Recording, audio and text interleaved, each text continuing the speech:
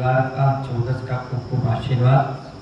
आज हम सभी लोग सुबह की क्रीम क्लास में पढ़ रहे हैं 16 कारण भावना, यानी तीर्थंकर कैसे बने। अरुण जी क्या पढ़ रहे हैं? हाँ, क्रीम क्लास में पढ़ रहे हैं हम लोग तीर्थंकर कैसे बने। और कैसे बने का मतलब कहीं दुकान में कोई मुखौटा नहीं मिलता तीर्थंकर बनने का, या कोई नाटकीय मंचन नहीं होता, कोई ड्रेस नहीं मिलती। तीर्थंकर भावनाओं से बना जाता है। दीपक भाई किससे बना जाता है? भावना। जो 16 प्रकार के कारण हैं, ये कारण जिस जीव के अंदर पैदा होने लग जाएं, समझ जाओ तीर्थंकर की राह पर आगे बढ़ गया है। पर ये मत समझना कि एक दिन बहाने से बन जाओगे, एक दिन सोचने से बन जाओगे। इस चीज को कंटिन्यूटी में लाना पड़ेगा। क्या करना पड़ेगा? क्षमावाणी कब आती है? 10 लक्षण। पर यहाँ क्षमावाणी हर सांस में रहना चाहिए। राजू भाई किस में रहना चाहिए? हर सांस में, हर पल झपकते ये भाव रहेंगे क्षमा के, तो जाकर के अंत में निर्माण की प्राप्ति कर पाओगे। समझ रहे हो ना? और क्षमा आप कब करते हो? सिर्फ क्षमावाणी को, वो भी किससे? जो आपका प्रेमी हो, जो आपका हितैषी हो, जो तुम्हारी सेवा करता हो। जबकि इसमें कहा गया बैरी से क्षमा मांगो। किससे? तो एक उदाहरण बताया आपको हमने। तो ऐसे ही 16 प्रकार के कारण अगर आपके इस आत्मा के साथ नित्य प्रतिदिन लगे रहेंगे, तब जाकर के आपका क्या होगा मास्टर साहब? तीर्थंकर प्रकृति का बंध, महापुण्य का बंध बंधेगा। तब जाकर के तुम्हारा फिक्सिंग हो जाएगा कि इस 24 में। जरूरी ये नहीं है कि भरत क्षेत्र में, एरावत क्षेत्र में ही बन सकते हैं। 160 नगरियां और हैं, वहां बन सकते हो। यानी 170 24 में पता नहीं कहां कहां आपका जन्म हो जाए। जैसे रावण घातकी खंड में बनेगा। कहां? घातकी खंड में। राजा श्रेणी इसी भरत क्षेत्र में बनेगा। तो पता नहीं किसका बंध पुण्य का कहां बांध ले, कहां बन जाए। हम तो चाहते कहीं भी बने, लेकिन तीर्थंकर बन जाए, अनंत बन जाए। क्या बन जाए? जिससे उसको केवल ज्ञान और निर्माण की प्राप्ति हो। तो इसलिए तीर्थंकर बनने के लिए 5वें नंबर की भावना है। पहली दर्शन विशुद्धि, दर्शन विशुद्धि। दूसरी विनय संपन्नता। तीसरी है शील व्रता नीति 4। और चौथी अभिक्षण ज्ञान उपयोग। अभिक्षण ज्ञान उपयोग समझ में आ गया था। आज है 5वें नंबर का अभिक्षण संवेग। अभिक्षण संवेग भावना। अभिक्षण संवेग भावना का मतलब ये होता है संसार विषय भोगों से डरते रहना। कैसा? जैसे चक्रवर्ती थे भरत, 96,000 रानियां होने के बाद भी वो ऐसा नहीं कि दिन भर रानियों के साथ लगे रहे, दिन भर बच्चे परिवार में लगे रहे। नहीं, जब भी उनको ऐसा लगता था कि अपनी रानी के पास जाना है, और 1 घंटे वो समय बिताते थे। कितने घंटे? कमान कितने घंटे? 1 घंटे, 2 घंटे, 3 घंटे समय अगर वो अपनी पत्नी के साथ बिताते थे, तो उससे डबल, यानी 1 की जगह 2, 2 की जगह 4, 4 की जगह 8, 8 घंटे, 4 घंटे, 2 घंटे वो सामायिक करते। क्या करते थे? आत्मचिंतन करते थे कि मुझसे आज ये अपराध हो गया, संसार शरीर भोग हो गया, मुझसे ये हो गया, अब मैं क्या करूं? 1 घंटे की जगह 2 घंटे उसकी पूर्ति करने के लिए सामायिक करूं, साधना करूं। अगर मुझे कोई मेरी आत्मा में दोष लग गए हो किंचित भी, वो तो लगते ही हैं। एक बार शरीर के भोग भोगने से 90 लाख कोटि जीव का पाप लगता है। अगर वो जीवों को कबूतर की भांति बड़ा कर दिया जाए, मास्टर साहब, मोहन बाबू, कबूतर की भांति बड़ा कर दिया जाए, तो पूरा अड़ाई दीप ठसा ठस भर जाएगा। इतनी जीवों की हिंसा हम अपने जीवन काल में कर लेते हैं। अब आप सोच लीजिए, भरत चक्रवर्ती को इतना बड़ा ज्ञान था केसी जैन साहब, इसलिए उसने क्या की, सामायिक ध्यान किया, ध्यान से अपनी कर्मों की निर्जरा करी, तभी तो कपड़े उतारते उन्हें केवल ज्ञान हो गया। हमें लेवल ज्ञान नहीं होता, उन्हें केवल ज्ञान हो गया। तो अभिक्षण संवेग यानी हर क्षण पापों से डरो। क्या अगर आपसे कहा गया कि एक बूंद पानी में 36,450 वैज्ञानिक बता रहे हो जैन दर्शन के हिसाब से अनंत जीव हैं, तो आप एक बाल्टी पानी की जगह आधे बाल्टी पानी से नहाओ और ये डरो, लोगों को प्रेरणा दो कि भैया इतने पानी में कितनी हिंसा होती, नहीं भैया हम नहीं नहाएंगे। अरे भाई इतने वाहन चलाने में कितनी हिंसा होगी, हम तो पैदल ही चले जाएंगे। अरे भैया इतनी लिपस्टिक नेपाली दुनिया भर का प्रोडक्ट फूंक रहे हैं, अरे भैया डर रहे, अरे भैया नहीं हम एक की जगह 2 पूजा करेंगे, कम से कम शुभ उपयोग तो रहेगा। अरे भैया टीवी कम देखेंगे, अरे भैया ये जितना अपने आप को संकुचित रखोगे कर्म आश्रय से, उतनी जल्दी आप ऊपर चले। क्या कर लोगे? इसलिए इस पाप क्रियाओं से डरने का नाम क्या? संवेग भावना है। कैसा है? पाप क्रियाओं से बचने का और डरने का नाम। अब आप लोग कहते हो अरे कौन देखा है, छोड़ो, बस ये संवेग भावना नहीं है, खा लो आलू, कौन है, भूखे हैं आज, मर जाएंगे कल के दिन, फिर कौन देखा? नहीं, ऐसे लोगों का बल नीची गति का हो जाता है। हमेशा ऊंची गति की सोचना चाहिए। नहीं, जीव हैं तो हैं। मालूम है आलू देखा है, उसमें अगर सुई की नोक भी चुभा दें और उस सुई की नोक को अगर पानी जो लगा उसके जीव जो हैं उसको बड़े कर दें तो पूरा आपका भारत ठसाठस भर जाए। इतनी जीवों की हिंसा होती है। इसलिए सबसे पहले आलू का त्याग कराया जाता है कि आप आलू ना खाएं, आप प्याज ना खाएं, आप अदरक ना खाएं, आप लहसुन ना खाएं। जमीन के नीचे रहने वाली चीजों को त्याग कराया जाता है। उसमें अनंत काय जीवों की राशि उत्पन्न, एक जीव से ना जाने कितने जीव वहां रहते हैं, सब नहीं। इसलिए मानवा जो गीलापन है जमीन के नीचे है, सूखापन नहीं है। प्याज को रखो 3 दिन सूख जाएगी, जितनी रहेगी उतनी ही सड़ेगी। बाकी सब चीजें उतनी जल्दी नहीं सड़ती जितनी जल्दी प्याज, आलू, लहसुन, अदरक सड़ता है। आप देखिए कच्चे माल वाले 2-3 दिन में अपना माल खत्म कर देते, इससे ज्यादा स्टॉक नहीं रखते। कहने का मतलब यह है पाप से डरने का नाम संवेग भावना। क्या है? संवेग भावना। ये 5वें नंबर की। 6वीं है यथाशक्ति त्याग।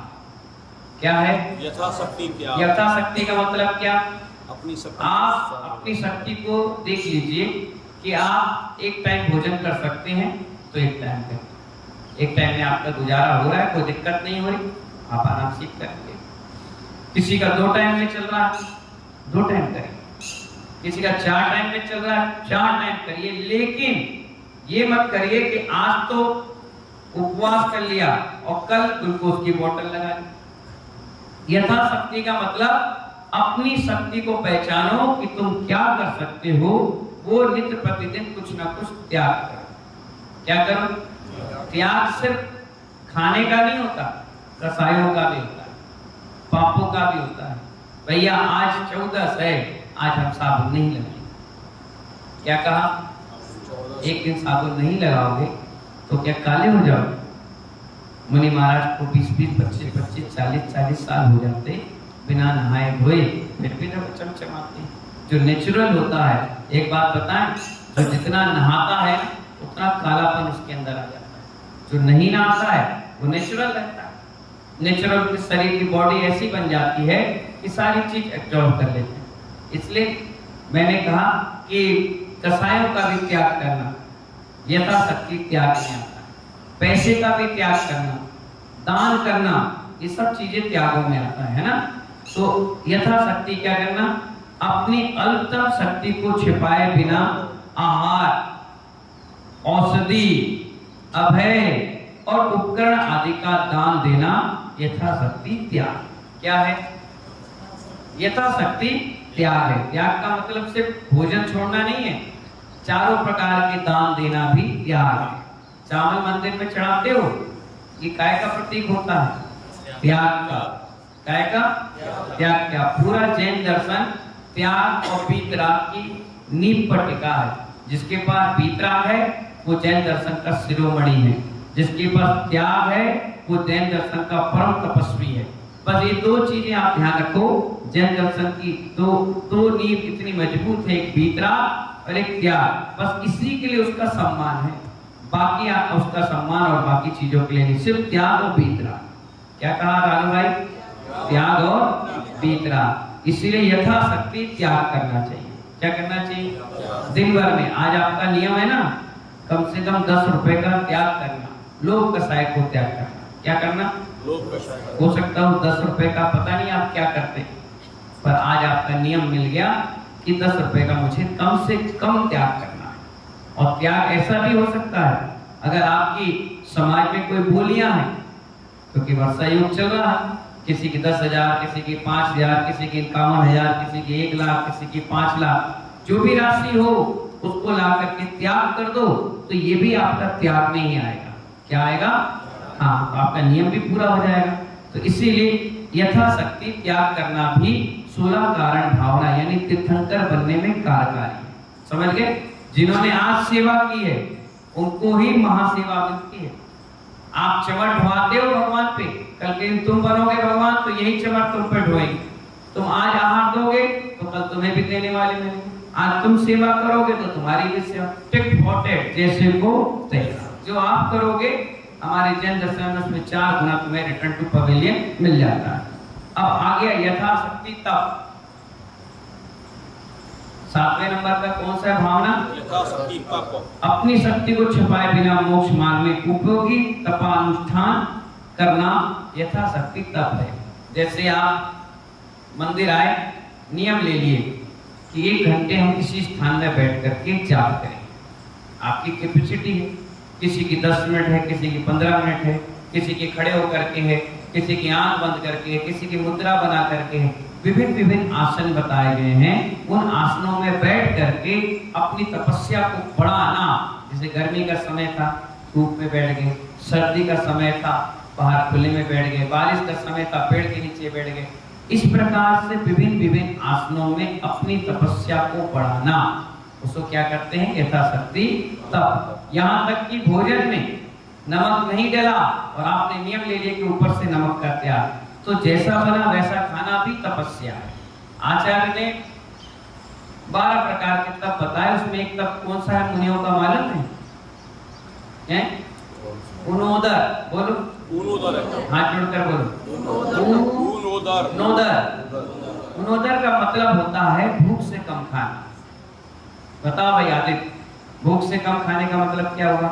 जैसे जब एक मिनट, हाँ बताओ। जैसे कि 4 रोटी खाते तो कल 3 रोटी खाएं। अच्छा बताओ भाई, क्या नाम है आपका?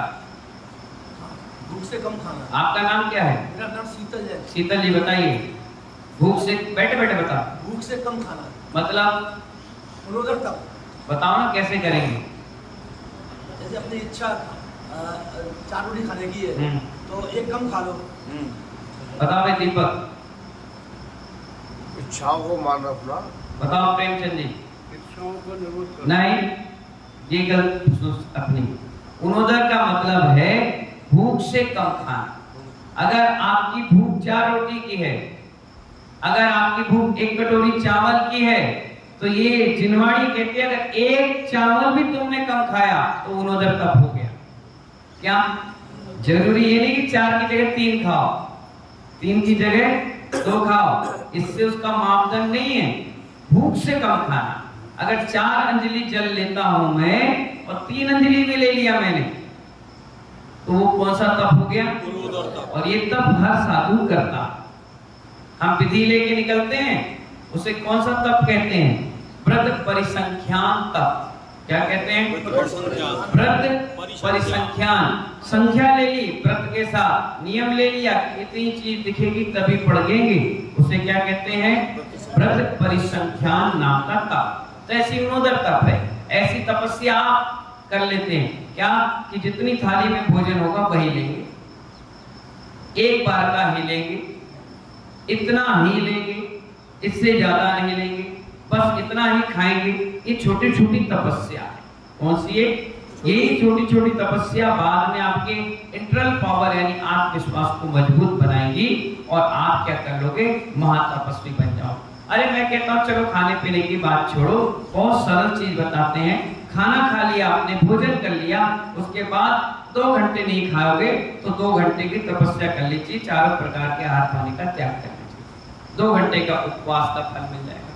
फिर 2 घंटे बाद खा पी लीजिए, फिर त्याग कर दीजिए, फिर खा पी लीजिए, त्याग कर लीजिए। अगर इतना त्याग भी दिन भर में आप करें तो 8 से 10 घंटे आप मुंह बंद रखते हैं तो वो 10 घंटे का उपवास का फल मिल जाएगा। मन में ले लीजिए तुरंत, 1-1 घंटे का, 2 घंटे का, 4 घंटे का। अगर 1 घंटे प्रवचन में आप बैठे हैं, सुबह 8:30 बजे आप क्लास में आ गए और 10 बजे आप जाएंगे, 1.5 घंटा है। अब 1.5 घंटे में तो आप कुछ खाएंगे पिएंगे नहीं, कहीं इससे उससे मांगेंगे नहीं, तो आप क्या करें, सीधे 1.5 घंटे के लिए त्याग कर दीजिए। जब तक, क्या कहो, समय मत बांधो, जब तक हम इस पंडाल में हैं, महाराज जी के प्रवचन चल रहे हैं, जब तक हमारे चारों प्रकार के आहार पानी का त्याग है। और 1.5 घंटे आप त्याग कर दीजिए और जैसे पंडाल से बाहर निकले फिर नमोकार मत पढ़ लीजिए, अब हमारा त्याग समाप्त, अब हम ले सकते। समझ गए?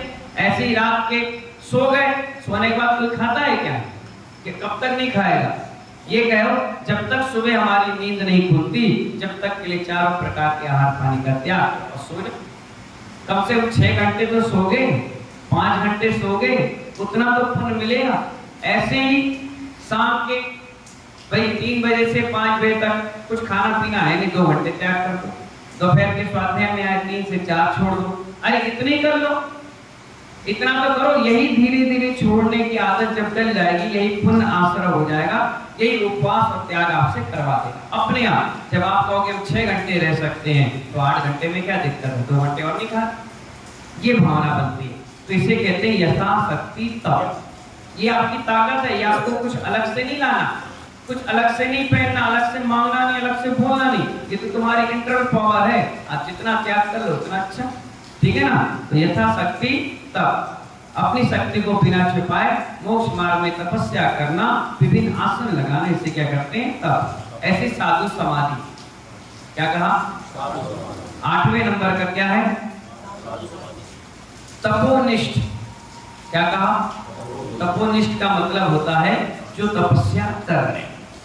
क्या तपस्या, पवन मामा क्या कहा, जो तपस्या कर रहे हैं उन साधुओं के ऊपर आगत आपत्तियों का निवारण करना, ऐसा प्रयत्न करना जिससे वो स्वस्थ रहे, साधु समाधि भावना। क्या है, साधु समाधि भावना। जैसे महाराज अगर तपस्या कर रहे हैं, उपास कर रहे हैं, त्याग कर रहे हैं, वयोवृद्ध हैं, और इनकी आकर के सेवा करना, इन पर उपसर्ग ना हो, इनके स्वास्थ्य का ध्यान रखना, ये क्या है, साधु समाधि वैयावृत्ति सेवा, इसको क्या कहते हैं। अब ये नहीं कि आपको तीर्थंकर बनना है तो साधुओं की सेवा ही नहीं करो, जब यहाँ करेंगे तब जाकर के पूरे ब्रह्मांड में उनकी होगी क्या, सेवा। इसलिए साधु समाधि की भावना भी भाओगे तो क्या होगा, 16 कारण भावना में एक भावना भाना पड़ेगा। वैयावृत्तकरण, गुणी पुरुषों की साधना में आने वाली कठिनाई को दूर करने का प्रयत्न करना और उनकी सेवा, सुसेवा यानी वैयावृत्ति करना। जैसे संघ में साधु रहते हैं, कोई वृद्ध है, कोई युवा है, कोई तपस्वी है, कोई पढ़ाने लिखाने वाले हैं, दिन भर पढ़ते लिखते सब थक जाते हैं, विहार करते थक जाते हैं, और हम अच्छे हैं, मजबूत हैं, बलशाली हैं, हम थकते नहीं हैं, तो उनकी सेवा करना। क्या करना, हाथ पैर दबाना, सिर दबाना, वातावरण के अनुकूल उनकी व्यवस्था बनाना, ये क्या कहलाता है, साधु वैयावृत्ति कहलाता है। ये भी भावना अगर भाओगे, भावना मतलब सेवा भी करना पड़ेगा, तो 16 कारण भावना में एक भावना ये भी है। इसके बाद आगे अरहत भक्ति, आचार भक्ति, शुद्ध भक्ति और प्रवचन भक्ति, ये चारों भक्ति एक ही जैसी है। अरहत, आचार और चिन्हवाणी और प्रवचन, इन चारों को शुद्ध निष्ठा पूर्वक, अनुराग पूर्वक, अरहत भक्ति, आचार भक्ति, शुद्ध भक्ति, प्रवचन भक्ति है, इन सब की अनुराग पूर्वक कहा। यानी कोई भगवान है मंदिर में, उनकी खूब भक्ति करो। आप जब अभिषेक पूजन करने जाते हो, विधान करते हो, तो उसमें भक्ति करते हो, ऐसी भक्ति। आचार्य आ जाए कोई, बहुत शुद्ध का मतलब उपाध्याय आ जाए या जिनवाड़ी आ जाए, और प्रवचन भक्ति जो प्रवचन सुनते हैं, इसको बड़े ध्यान से इन चारों चीजों को सुनना, समझना, अनुराग पूर्वक। जैसे टिक्की का ठेला आ जाए और टिक्की दिखते मुंह में पानी आ जाता, मन में जिज्ञासा बन जाती, मुझे खाना है। ऐसे ही प्रवचन सुनने के लिए जिज्ञासा होना, क्लास पढ़ने की जिज्ञासा होना, आचार्य की उनकी सेवा करना, उनके प्रवचन सुनना, भगवान को देखकर तुरंत गाड़ी रोककर दर्शन करना, अरे भैया भगवान दर्शन हो गए। जब ऐसी भावना भाव होगी चारों के प्रति, तो ये भी अपनी क्या होंगे, 16 कारण भावना में जुड़ जाएंगे। तो इस प्रकार से 13 भावनाएं आपकी कंप्लीट। अब हो गए 14वें नंबर की भावना, इसे कहते हैं आवश्यक परिहारी। क्या कहते हैं? 6 आवश्यक क्रियाएं होती हैं, वंदना, स्तुति, प्रतिक्रमण, प्रत्याख्यान, भक्तियां, स्वाध्याय। इस 6 प्रकार के आवश्यक कर्तव्य हैं, आपके भी हैं, श्रावक के और साधु के भी हैं।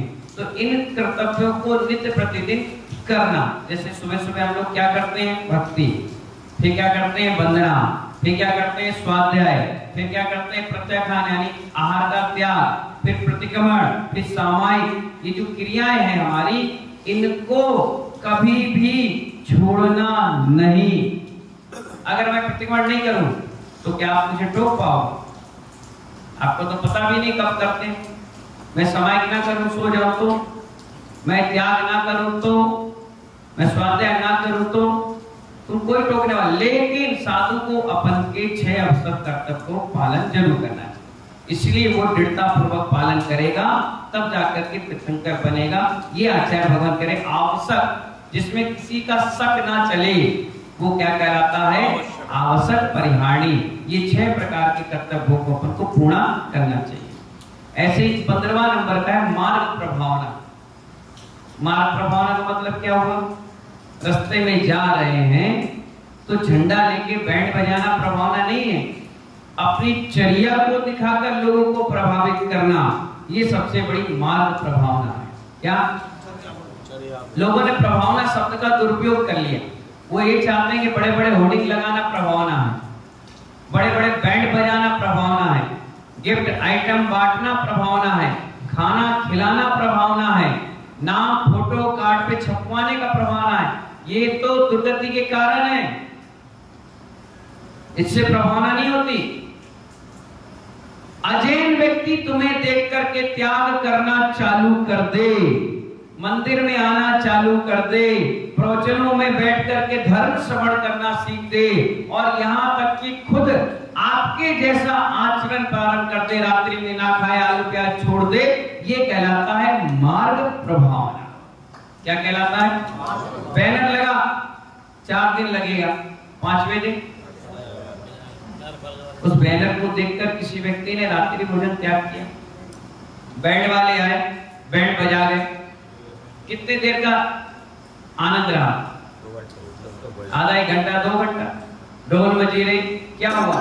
कार्ड पत्रिका जब तक तुम अपना नाम ना पढ़ो लो, जब तक, उसके बाद कचरे के ढेर में रद्दी में तुलता है। अब ये मार्ग प्रभावना नहीं है, ये प्रभावना है। लेकिन मार्ग प्रभावना वो है कि वैष्णव सागर डबरा में आए और यहाँ पर अजैन व्यक्ति आकर दर्शन करके बोले, वाह क्या मुनिराज है, क्या तपस्या है, मैं तो अब इन्हीं को गुरु मानूंगा, अब इनके बताए मार्ग पर चलूंगा, और प्रवचन सुनकर कोई त्यागी तपस्वी बन जाए, प्रतिमाधारी बन जाए, या हमारे साथ घर परिवार छोड़कर साथ में चला जाए, उसे कहते हैं मार्ग प्रभाव। मार्ग है मोक्ष मार्ग, इसमें लोग जुड़ते चले जा रहे हैं, इसे कहते हैं मार्ग प्रभावना। आचार्य गुरुवा कहते हैं अगर एक भी तपस्वी आपके चातुर्मास में पैदा हो गया, आपका चातुर्मास सार्थक हो गया। क्या हो गया? इसे कहते हैं मार्ग प्रभावना। प्रवचन वत्सल्प क्या है? 16 नंबर का प्रवचन वात्सल्य। जैसे गाय बछड़े का स्नेह रखती है, वैसी सधर्मी जनों से निश्चल निष्काम स्नेह रखना प्रवचन वात्सल्य है। जैसे कोई आ जाए और कोई लड़ाई झगड़ा हो जाए, कुछ हो जाए, हम एक पक्ष रखते दूसरे से द्वेष रखें नहीं, दोनों को आशीर्वाद, दोनों से प्रेम, दोनों को अच्छे से पुचकार के आशीर्वाद दे करके धर्म के मार्ग पर जोड़ना प्रवचन वात्सल्य भाव है। प्रवचन का मतलब बोलना, बोल करके वात्सल्य भाव पैदा करना, उसे क्या कहते हैं। इस प्रकार 16 भावनाएं तीर्थंकरत्व का कारण है, इसी कारण इन्हें 16 कारण भावना भी कहते हैं। ये 16 प्रकार के कारण हैं। इन 16 भावनाओं में सभी अथवा इनमें से कुछ के होने पर तीर्थंकर पगड़ी बंद होता है, किंतु इसमें दर्शन विशुद्धि होना आवश्यक है। अब आप देखिए, आप सोचोगे 16 के 16 कौन भाएगा। पहली भावना अगर आपने दर्शन विशुद्धि की भावना भाली, वो इतनी मजबूत है, इतनी पावरफुल है कि उसके बाद 2-3 भावना और भा पाओगे, सीधे तीर्थंकर प्रकृति का बंद हो जाएगा।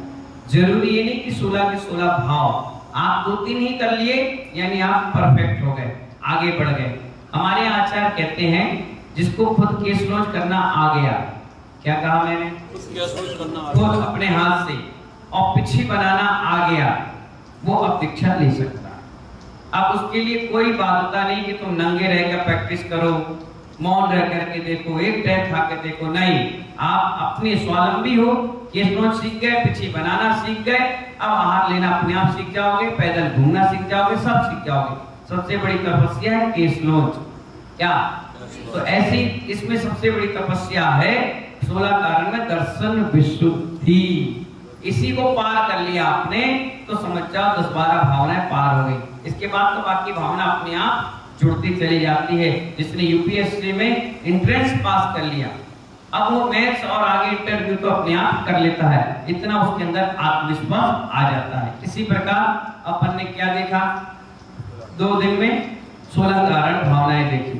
अब 16 कारण भावना भाली और तीर्थंकर प्रकृति का बंध बांध लिया, तो अब तीर्थंकर जब जन्म लेते हैं तो उनके साथ 34 अतिशय होते हैं। 10 जन्म के, 10 केवल ज्ञान के और 14 देवों द्वारा। इस प्रकार 34 अतिशय होते हैं, जो 34 अतिशय कल से प्रारंभ हो जाएंगे।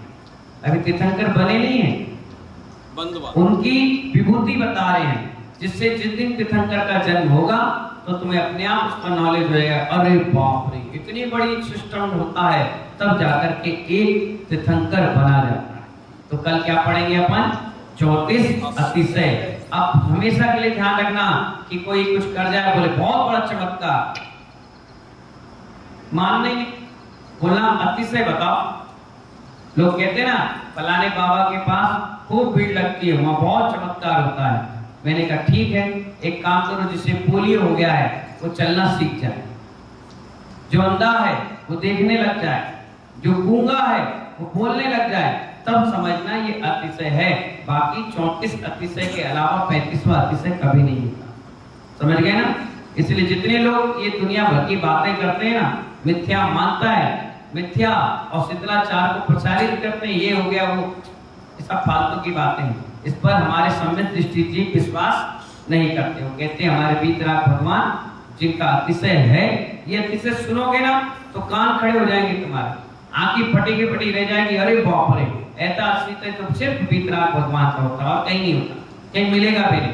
और दुनिया के लोग खूब कहें ऐसा होता वैसा होता, बोला बिल्कुल नहीं, ये हुंडा और सब बड़ी काल का प्रभाव है, बाकी कुछ नहीं। ठीक है ना? तो इस प्रकार से आज की क्रिम क्लास यहीं पर समाप्त। कल मिलेंगे इसी टाइम पर 34 अतिशय तीर्थंकरों की, और किसी के नहीं होते। तुम सोचो कि हमारे हो जाए, इनके हो जाए, बिल्कुल नहीं। ये अतिशय सिर्फ और सिर्फ तीर्थंकर के साथ होते हैं। 24 तीर्थंकर यहाँ है, 160 उपनगरियों में है। इस प्रकार 170 तीर्थंकर 24 जहाँ जहाँ है, जो जो जन्म लेंगे उनके साथ ये 34 अतिशय निर्माण तक साथ में रहेंगे। ठीक है ना? ऐसी मंगल भावना के साथ जय बोले आदिनाथ भगवान की जय।